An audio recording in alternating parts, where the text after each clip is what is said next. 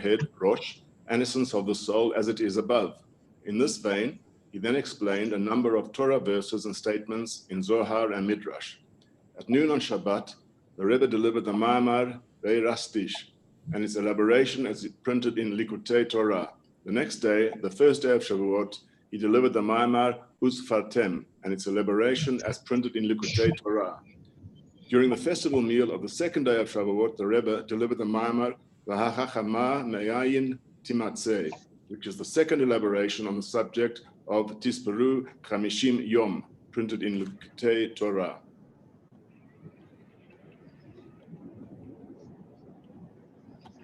Jeff, thank you. The second day of the month of Sivan. And what's interesting about that is if you go historically and you read the story of when the Jews arrived in the Sinai desert ahead of the holiday of Shavuos. So we're told that they arrived in the desert on Rosh Chodesh Sivan, which was obviously yesterday.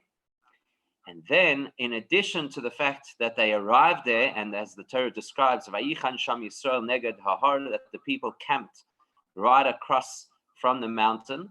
And Rashi points out that they camped together in absolute unity, ki ish echad b'leiv echad, like one person with one heart.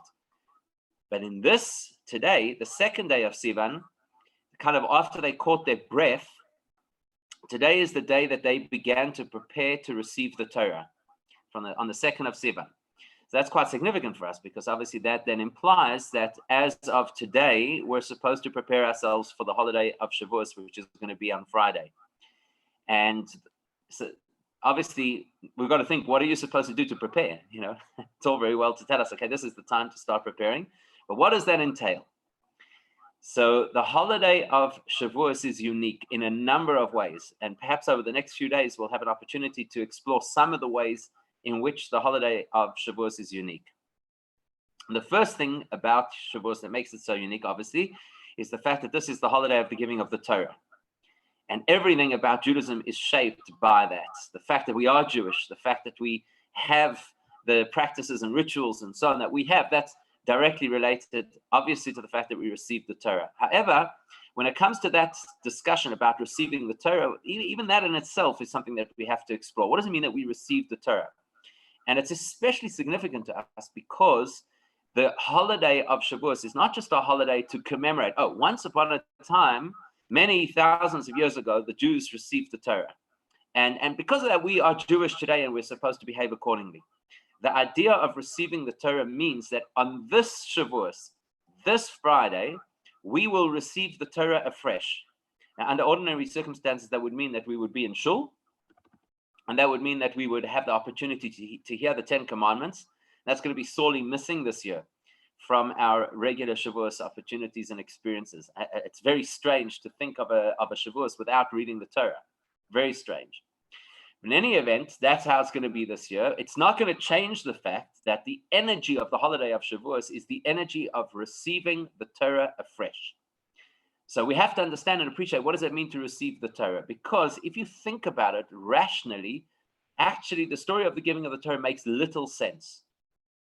First of all, we know that Abraham, Yitzchak, and Yaakov and their families, our patriarchs, they observed the Torah even before it was given. So that's an oxymoron right there. What do you mean? They observed the Torah before it was given. What if it wasn't given? How did they observe it?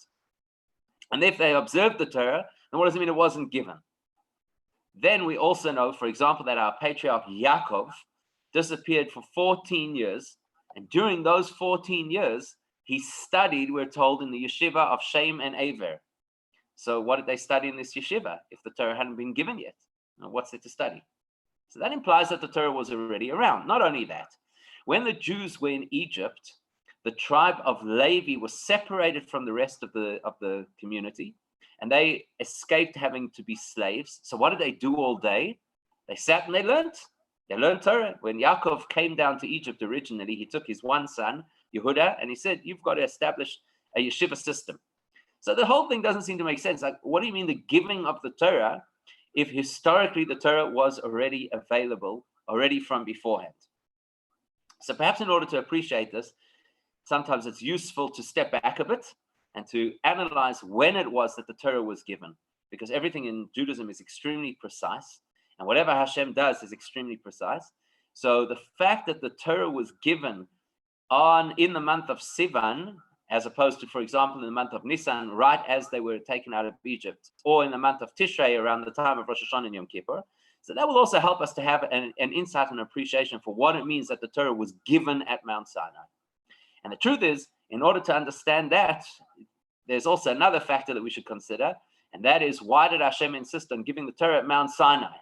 It's a very strange midrash. The midrash says that Hashem gave the Torah at Mount Sinai because the Mochich Mikol Torah, that out of all of the mountains, Sinai was the lowest mountain. So there again, you have a paradox. Well, make up your mind. Is the objective to give the Torah on a mountain, in which case surely the tallest mountain would be the most prominent and the most appropriate for the Torah?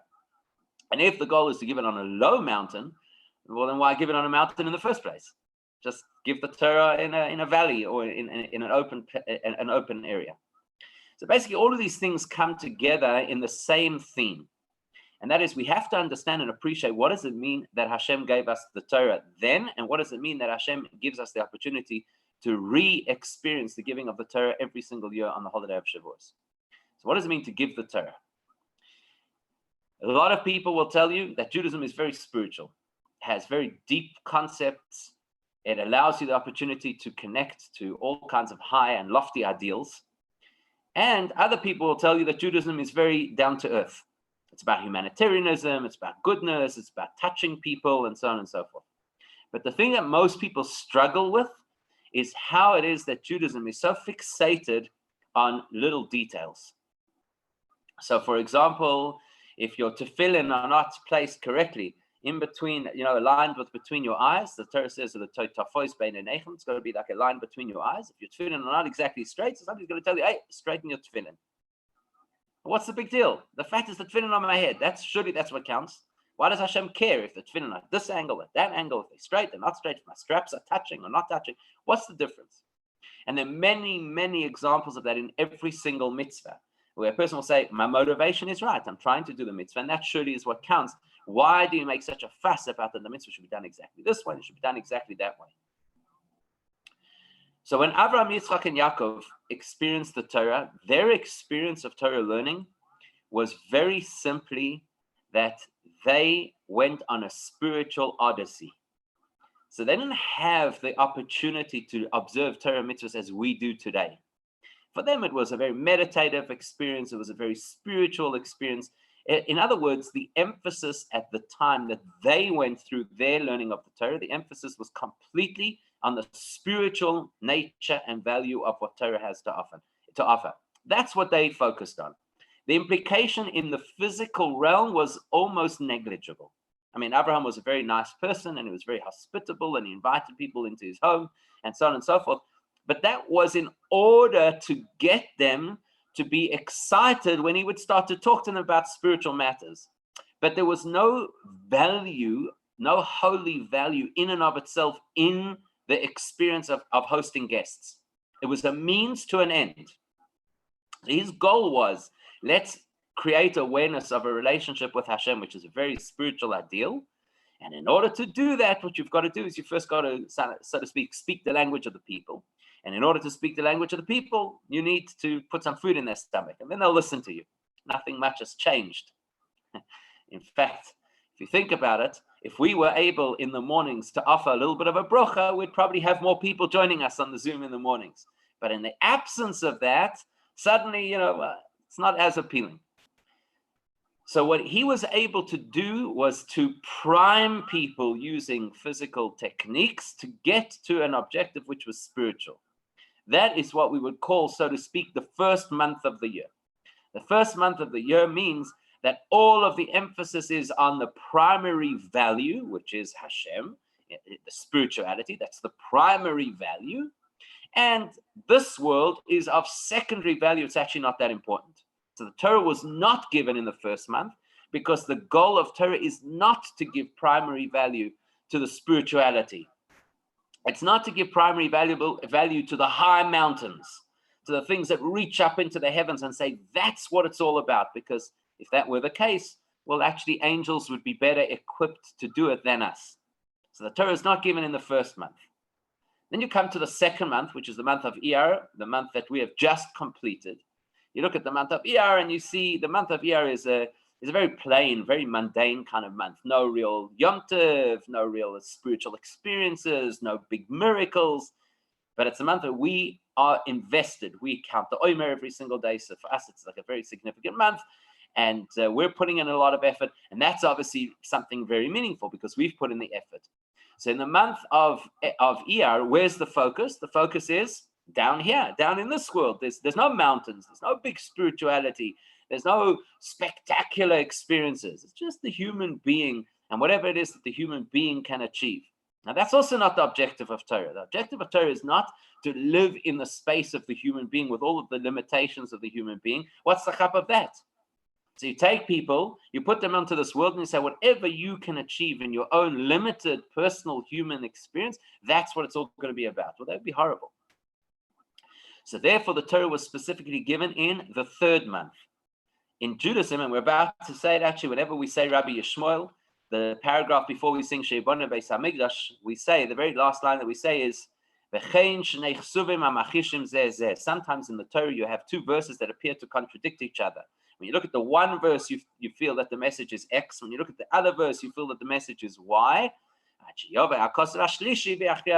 Hashem sets up a method where a third verse will come into play, and the third verse will amalgamate, harmonize the two apparently contradictory verses. In other words, the chap is not that what happens is you have your world that you live in and Hashem's world that he lives in, and there's a conflict. And sometimes I compromise to do what Hashem wants, and sometimes Hashem compromises to do what I want.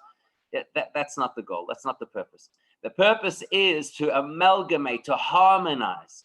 That means to say that within the physical experience, there is holy value. That's what the giving of the Torah achieved. That within the physical experience, within our personal experience of doing whatever it is that Hashem wants, in that experience, we see and we enjoy absolute holiness. This is what the giving of the Torah means. And that's why every little detail is our world. Our world is a space of detail and finite realities. In the infinite detail of our world, every single piece can capture the holiness of Hashem.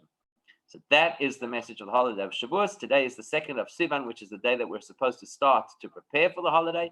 So this is really what we're supposed to be focused on. Now, Hashem should bless us that we should succeed and that we should be able to have a meaningful preparation, run up to Shavuos, and to be able to receive and accept the Torah afresh, and that it should totally shift and move our lives.